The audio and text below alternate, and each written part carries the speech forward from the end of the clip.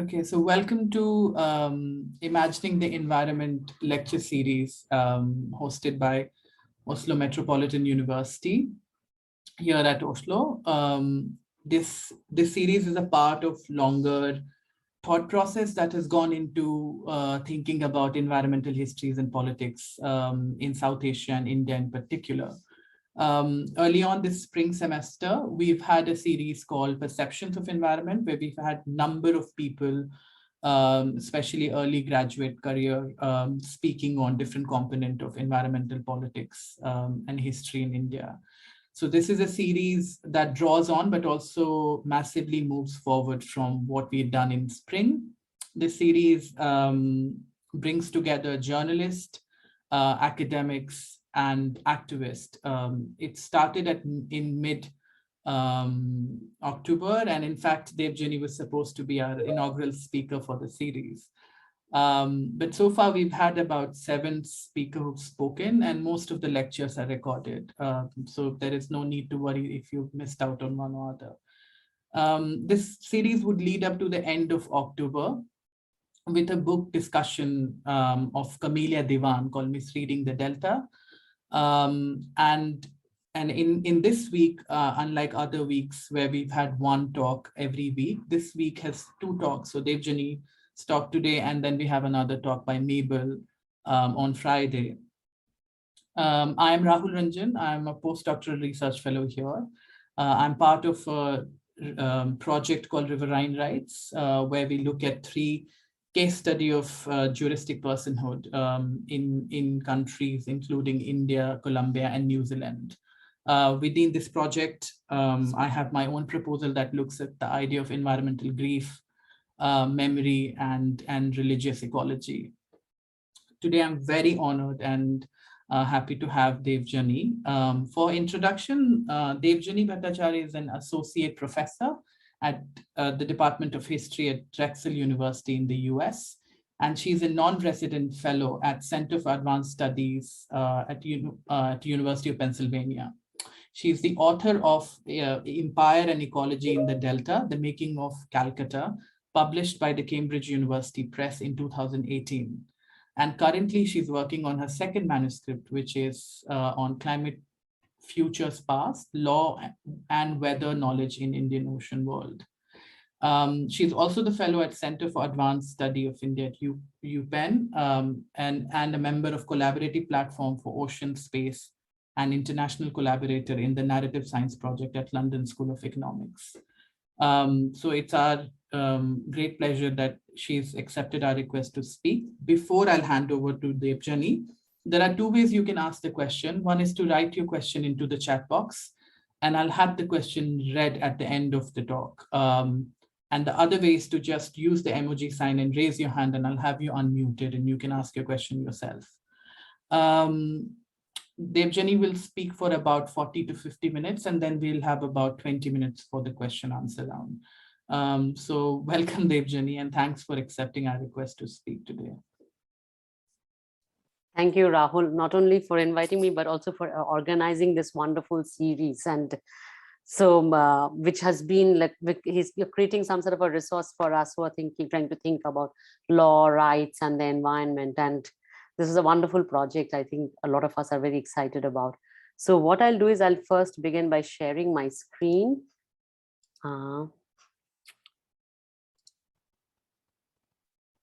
You can see it, right? Everyone can see it. Yeah, we can. Good. Yeah. So in some ways, this is a paper or a talk, like paper I'm trying to write, and it comes out of material that was sitting sort of next to my book, but didn't quite fit into my book, on material I'm thinking about. And when Rahul invited me, I was like, okay, I need to sit down and write it. So like, you are listening to something I finished maybe 3 years ago. And so I really would appreciate your critical feedback, your pushback, or anything. I'm trying to think through a set of documents I chanced upon in the archive, and also trying to think through one of the kind of the claim, like trying to understand what are the ways, like how do we think about spaces that are unmappable? Is there a relation? How do I think about the relationship between law and mapping? that's beyond like seeing like a state kind of a project, or the or what James Scott talks about in the kind of cadastral mapping as a kind of a homogenization.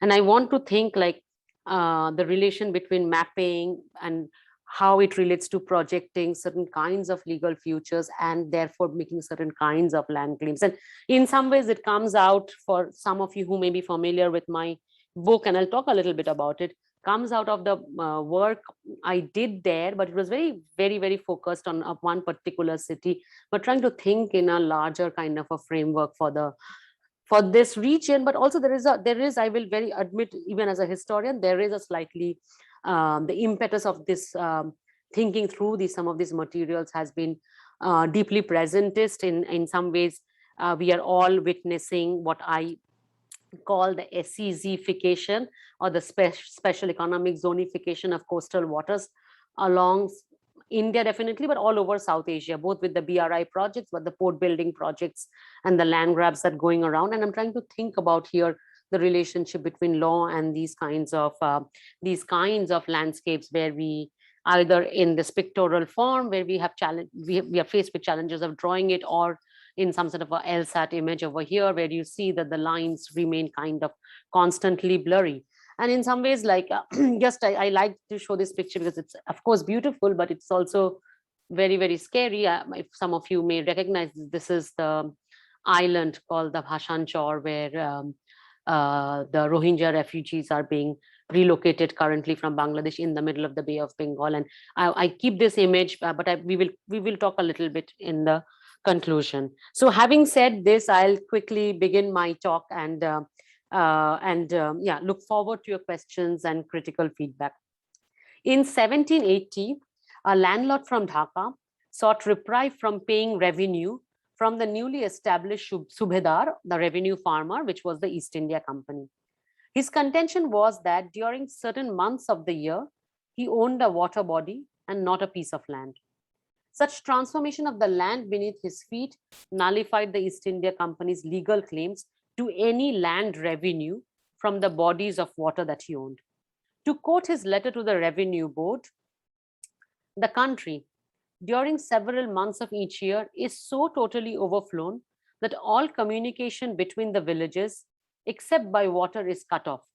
Indeed, the face of it resembles an extensive sea, with small eminences of inhabited islands rising at regular distances from each other above its surface.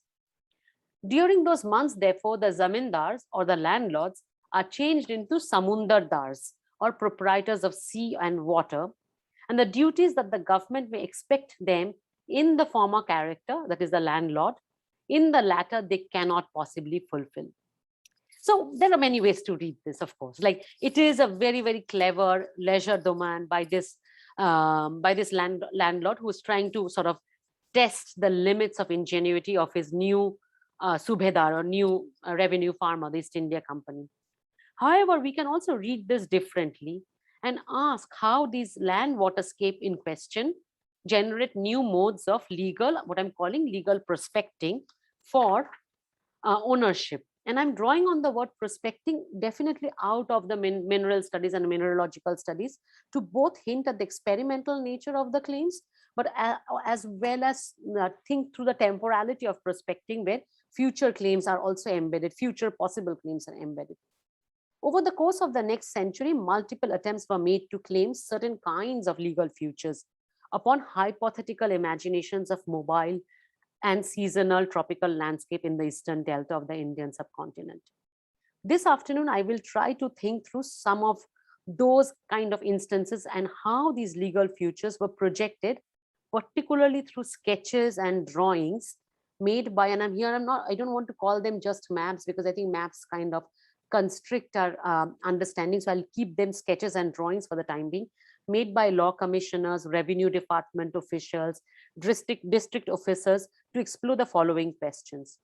How did moving alluvium of the turbid Ganga Brahmaputra delta system intersect with everyday bureaucracies of colonial legal practices through the 19th century? Here, in some ways, I continue to think through and expand upon the kind of arguments I made in my previous works on property claims in land-water admixture.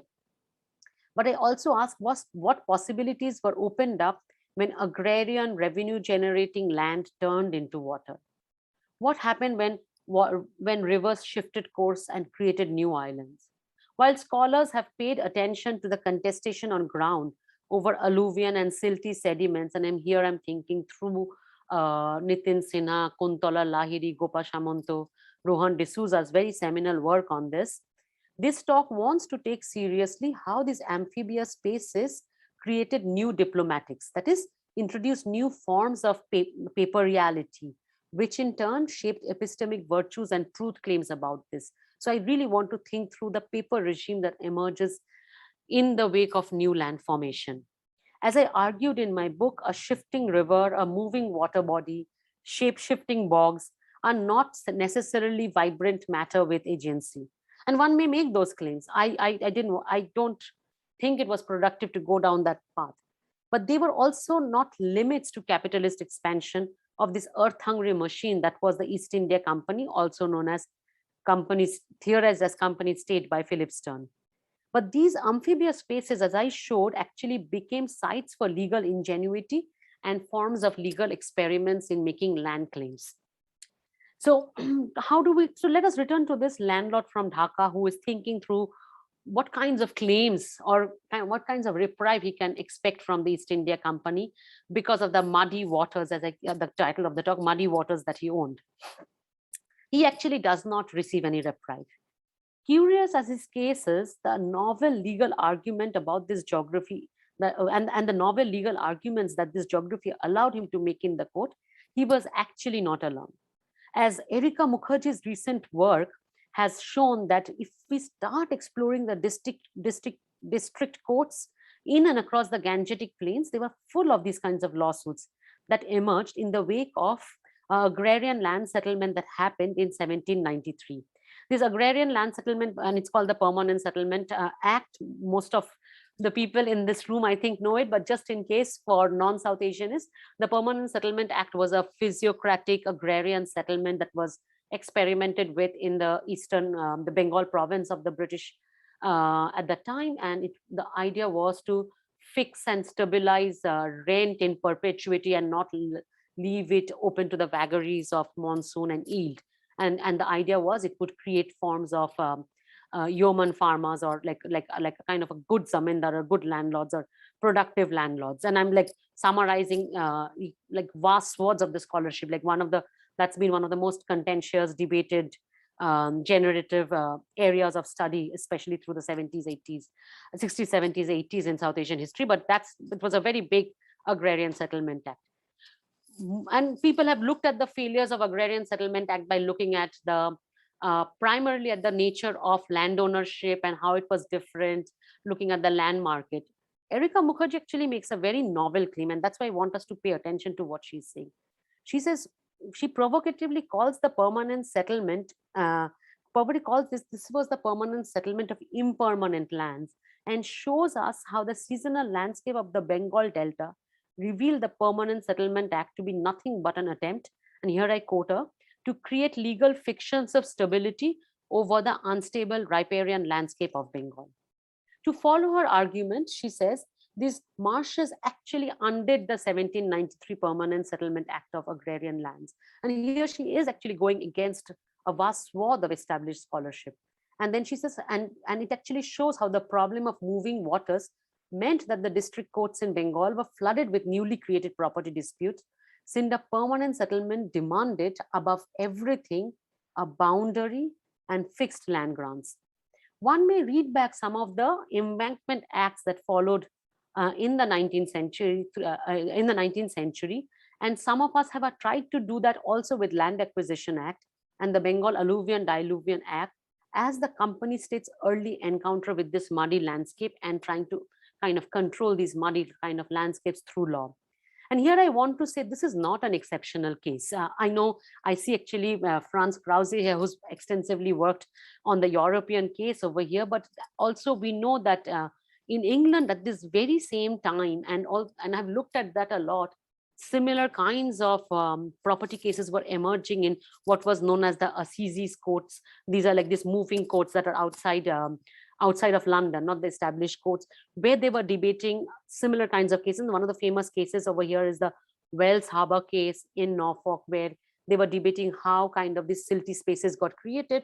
Are they created because someone is putting an embankment, and who gets to take care of it? Who gets to then dredge out the sluice gates? Who is actually ending up affecting someone else's agrarian holding?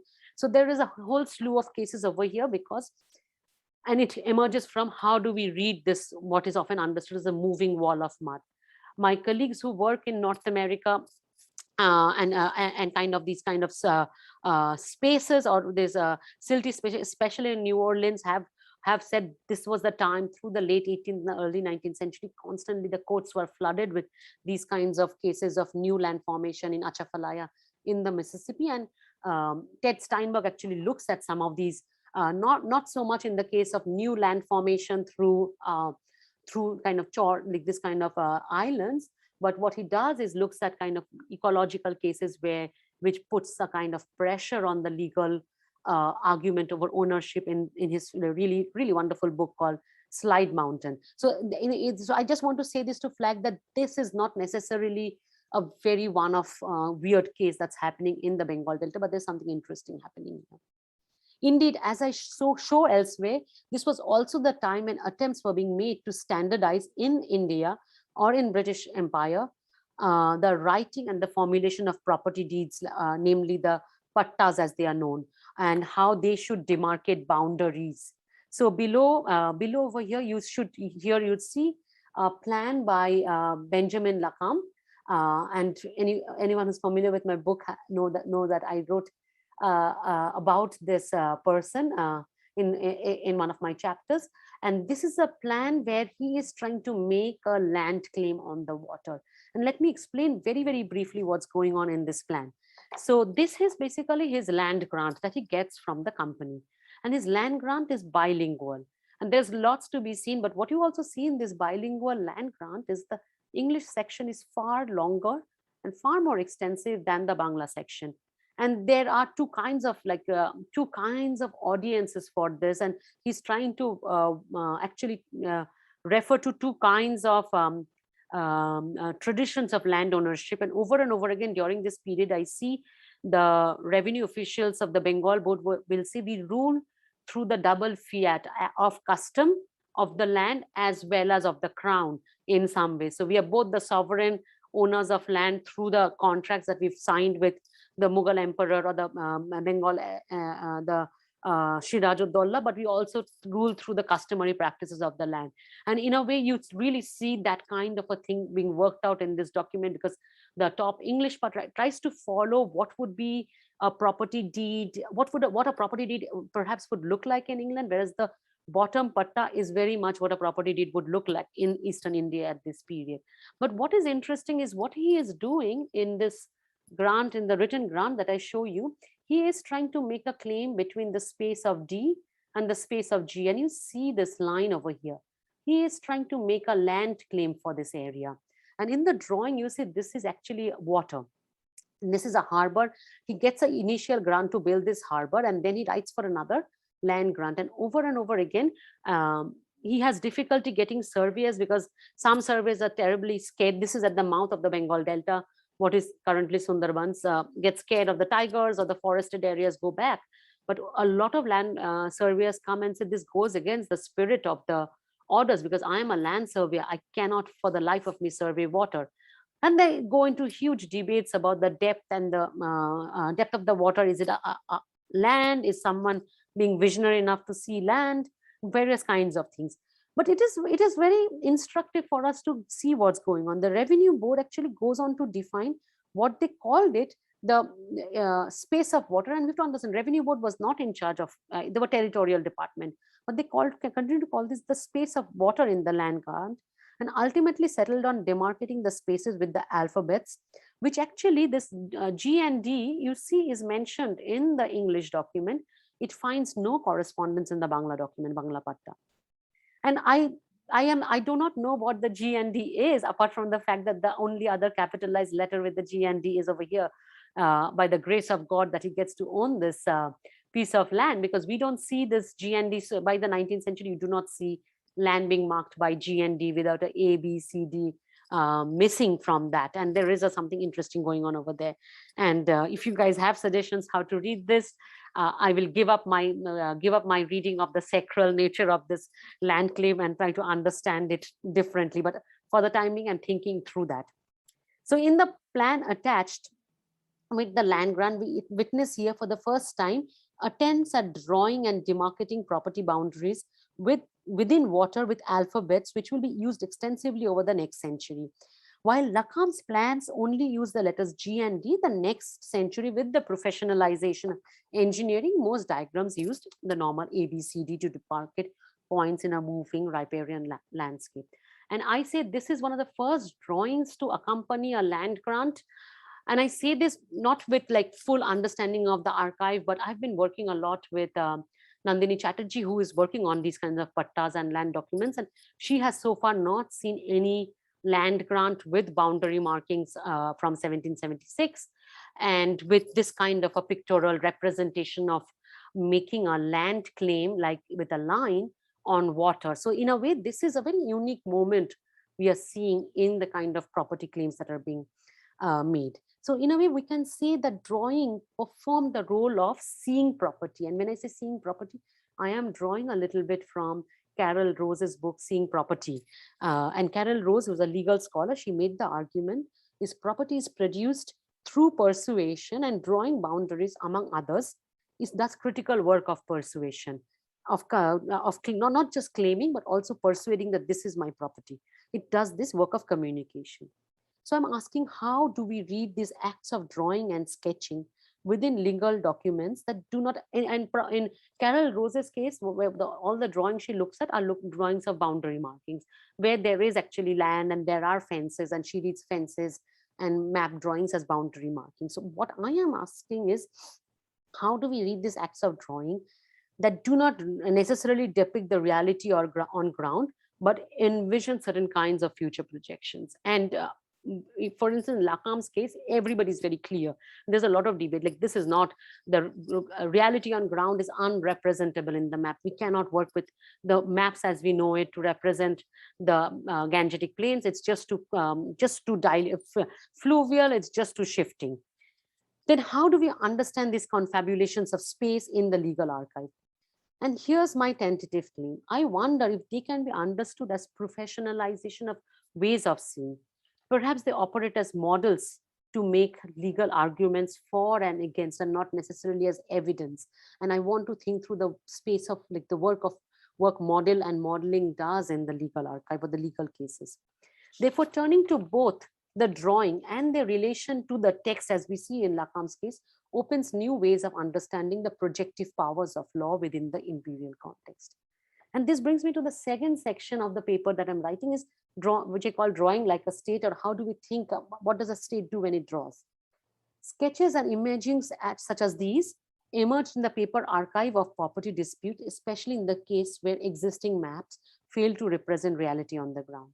The above sketch is from Lakam, as I pointed out, and he was also a draftsman. So you can see he draws a very, very beautiful map. And this is a map he draws. He's not like seeking the help of someone else. And there are multiple kinds of drawing. These drawing allow him to make demarcations in water that the format of the patta that we see, the patta, disallowed him to. Drawing therefore emerges more as a projection at the limits of the legal text of the patta, as Lakam seeks to make future claims upon the space of water which may turn into land.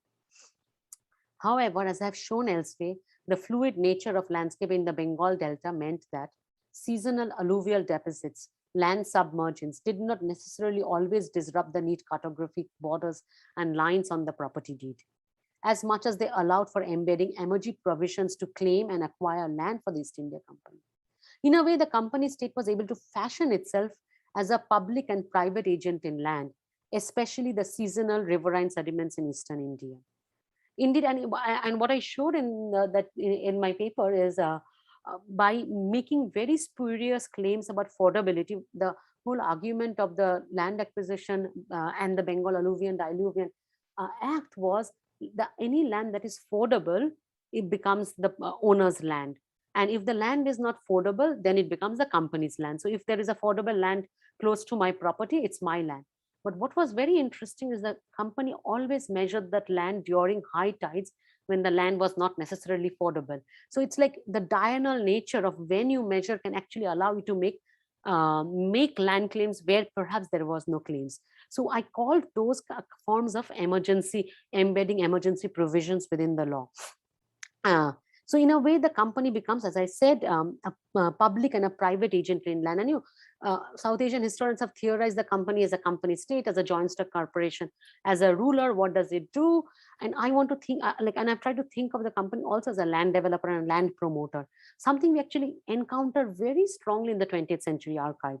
When we think of the Bombay Back Bay reclamations, the East Calcutta wetland reclamation, we see that in multiple parts across the empire, where the land developer and the land promoter and the reclaimer become the same person. But actually we can go back and see in the early encounter of the company state with this muddy waters, the nascent lineages of these kind of land developers. So how do we begin? It's the question that I grapple with. How do we begin to see land? Specifically land that could be made property where there was none in the bogs and the marshes. Riverine sedimentary accretions are known as chor in the lower Bengal Delta and daira in the upper Bengal Delta. As we all know, such temporary shifting, flood-prone island formation have contested ownership in history. Chars consist of fine silt and alluvium, and they're extremely fertile, while dairas are composed of coarser sand. And the materiality of these are very, very important, as I try to show in this image. This silty, like this kind of dissolving nature is really has actually pretty strong legal implications when I come to discussing this image later. And it is important to remember how to, like, making land claims on dissolving land is actually an interesting, has opened up a lot of conflicts and conflicted propositions within the entire Ganga Brahmaputra Delta.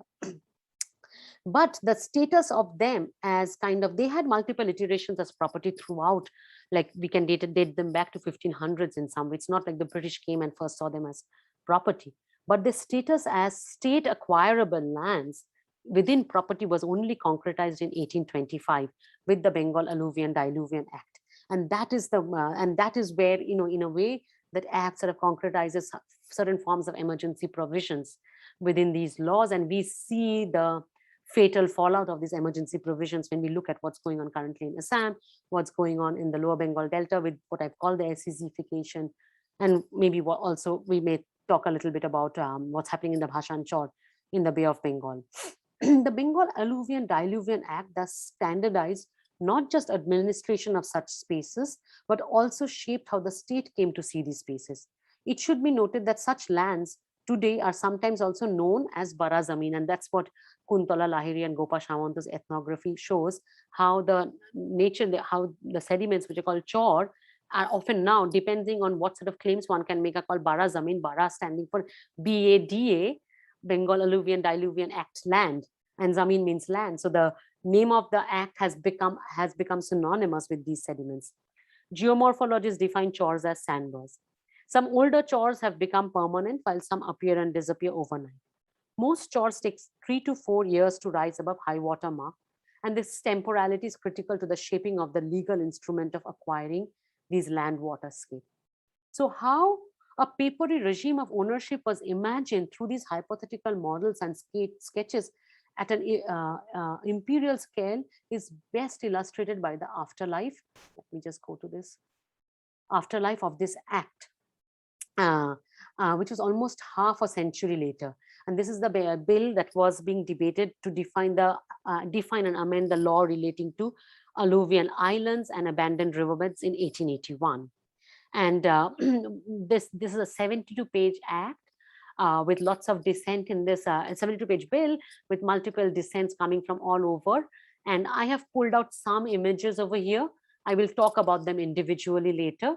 But what I wanted to show here, in contrast with Benjamin Lacombe's beautiful drawing, this is the only drawing by a person who actually does the drawing. These are primarily sketches by bureaucrats and lawyers who are quickly scribbling to debate the law. And I will talk individually about some of these drawings very, very soon.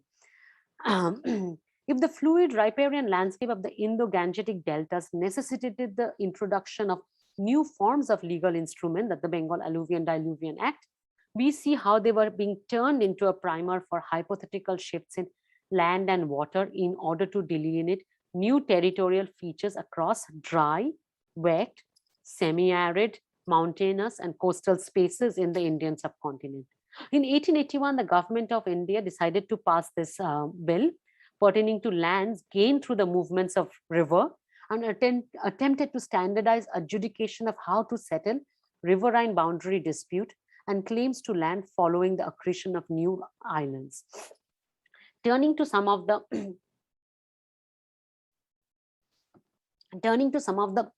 examples of interprovincial debates about the gap between the image and the text will illuminate through the phantasmatical hypothesis, there were attempts at creating what I'm calling empirical generality about these amphibious spaces whose possible representation always exceeded the bounds of cartography. Here you see a small sampling of sketches by legal thinkers and state level functionaries projecting land claims upon water. And here, if any of you have been working with this kind of stuff and have good references that I should read about the relationship between lawyers and drawings, please pass them on to me, because I really do feel like I need help with this section. But the question is, how do we understand these sketches, which are neither diagrammatic representation of the text of the bill, as I will show, nor are they factual representation of real life events. Rather, these sketches were legal arguments, and to follow Valverdier's argument, these sketches sort of curated the world of law that it claimed to adjudicate. It is curating kinds of adjudication that may arise in the future, and in a way, creating a legal reality about these spaces. It is instructed to read some of the dissent to the bill drafted by the law commissioners, especially over critical terms like fordability of newly formed lands, foreshore, frontage, depth, and ownership. This dissent came from all quarters of the empire, from the shifting landscape of the Rajmahal Hills in the northeast of India, from the engineered landscapes of the canal colonies in Punjab in the west, from the arid landscapes of central India with its seasonally dry riverbeds, and from Bombay in Western India, which was at that point in a spurt of reclamation activity. And what it did was it declared all newly formed land accreted, dredged, reclaimed, or man-made government land. So this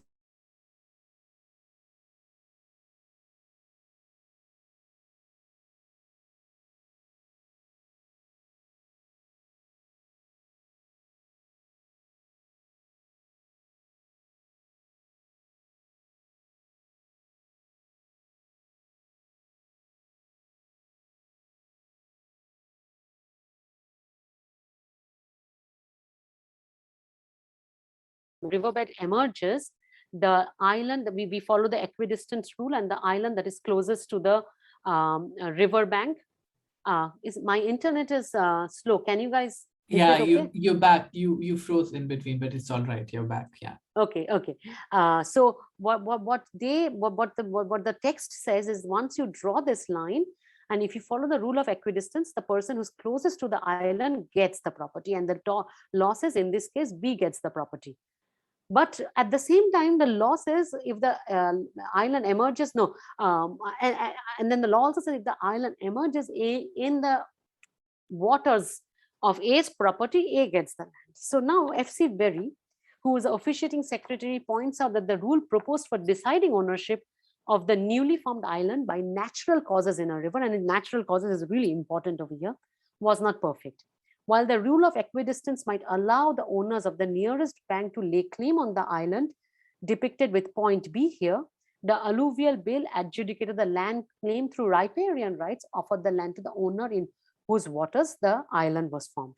Thus, the problem arose when one started making legal arguments, not by deciphering the legal definitions between frontage and riparian rights, but rather when they experimented with hypothetical representations of possible scenarios. Ocularity changed the meaning of the legal text, was his claim. And as a historian here, my challenge is to occupy these multiple spaces of ocularity and to trace how these various kinds of ocularity attempts are being made to kind of standardize the visual literacy vis-a-vis land claims through the text of law. What the diagram also allows Berry to do is allowed him to kind of ground and lend credibility to various new claims that might be opened up that would nullify, as he says, the Crown's claim upon possible future accretions. And he's trying to imagine A as the crown, where B is an Indian landlord who tries to make claim on the island, or B as the crown, where A as the Indian landlord tries to make. So he's trying to imagine what are the ways that the crown's claims can be extinguished. It also allowed him to spatialize future claims as truth claims, or what sociologist Thomas Guerin has explored as various forms of truth spots, by which he meant how spaces sometimes assert truth claims and lend credibility and authority to kind of legal arguments we're making. For instance, the commissioner wonders who would gain further unfair advantage when the river makes a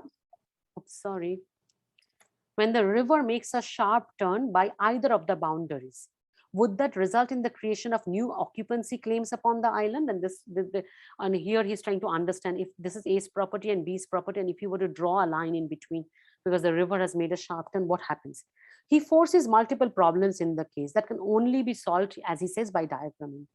The drafters of the bill argued that drawing a line down the center connecting the 2 points of A and B's estate could tackle the problems in a riverine landscape that was mobile and changeable. C.F. Berry, the dissenter, did not agree. And as the Amins and the Patwaris, the revenue collectors on ground, report back, lines are where the social and political life bristled with the power of the colonial state. These drawings, in a way, reveal the hidden underbelly of revenue extraction that the bill failed to imagine. And that's what Berry is basically telling the drafters of the bill. You cannot understand, like trying to draw revenue in these kind of situation is absolutely going to become a fraught affair. As Berry pointed out, apart from the fact that drawing a dividing line would be politically fraught, drawing such a line would prove impossible without extensive mathematical knowledge, which both the commissioners of the central provinces, but also the Amins and the Patwaris working on ground lacked. And there much can be said about this. This is also the time, as David Gilmartin formulates in his famous, much older essay, Water and Waste in EPW, about how mathematical calculations about water at a certain point sort of try to make claims about wastage. And they're trying to make a similar kind of claim about the lack of mathematical calculation, and this forward thinking law cannot really apply. But the diagrams allow the law commissioners and their interlocutors and dissenters to ground their law upon the landscape and plot possible futures. The dissenters from the central provinces wrote, "It is hardly possible to discuss the question fully without resorting to diagrams," and wondered whether in the absence of visual legal arguments, one may restrict the bill to a declaration to the rights of government against any private person making claims to such islands. And what the people in these provinces are pushing for is what Bombay did. Basically said, any new island, it's just too difficult to adjudicate, let's make them government land. More, the Revenue Department in Bombay also expressed similar apprehension. And they said, as the shortest line drawn from shore to shore or edge to edge, conjured a whole host of legalities around the height of the river, its depth, seashores, lakes, estuary, without which the bill could neither be defined nor dispensed with. Moreover, they feared that the very physical materialization of these lines by mendacious villagers who may just go about building bunds or embankments in order to divert the water and therefore create siltation towards their own frontages to make riverine claims. And this has happened. Like, this is not like what they're not making an unjust claim, because that has there have been multiple cases where people have brought charges that you've made embankment to shift the water, and we know this continues to happen even now, especially in the Sundarban area, where people actually will put embankments in like brackish water khari to divert the water to keep it brackish to establish shrimp farming in agrarian landscapes. So in the longer paper, I sort of try to trace all the anxieties and possibilities, the very impossibilities of mapping open up. In fact, the impossibility of mapping up place, impossibility of seeing like a state actually does critical work of spatializing state powers in this case. These sketches, in fact, substantially different. And this is another interesting sketch where they're worrying about what happens if a bunch of villagers get together and put an embankment to divert the river, which flows around here through this new course, and what sort of land claims they might make. And these are the multiple kinds of legal projections they are making. But these sketches are very different from, for instance, this contemporary sketch. And this contemporary sketch is about now disappeared island. And this drawing comes after the island disappears, but it was known as the South Talputthi or New Moor Island, which was formed here in 1970s following a cyclone in Bhola cyclone in the Bengal Delta. And India and Bangladesh brought a case to the International Court of Justice. Myanmar got in, and then the case got settled in 2014, but the island had disappeared in 2009. And they use all this delimitation line, equidistance, to conjure an island when it doesn't even exist, to divide up the rights, mineral rights to the island between the three states. But this sketch is quite different, but in a way draws upon this future projection from the earlier sketches, and they instantiate multiple ways fictitious land and muddy waters may be owned. These anticipatory drawing practices through the 19th century created a property imaginary that conjured land in swamps, ponds, streams, spill channels, and tidal floods. The lawyers and the experts, people who sketched these images and those that interpreted them, saw these as exercises in securing future claims in possible lands.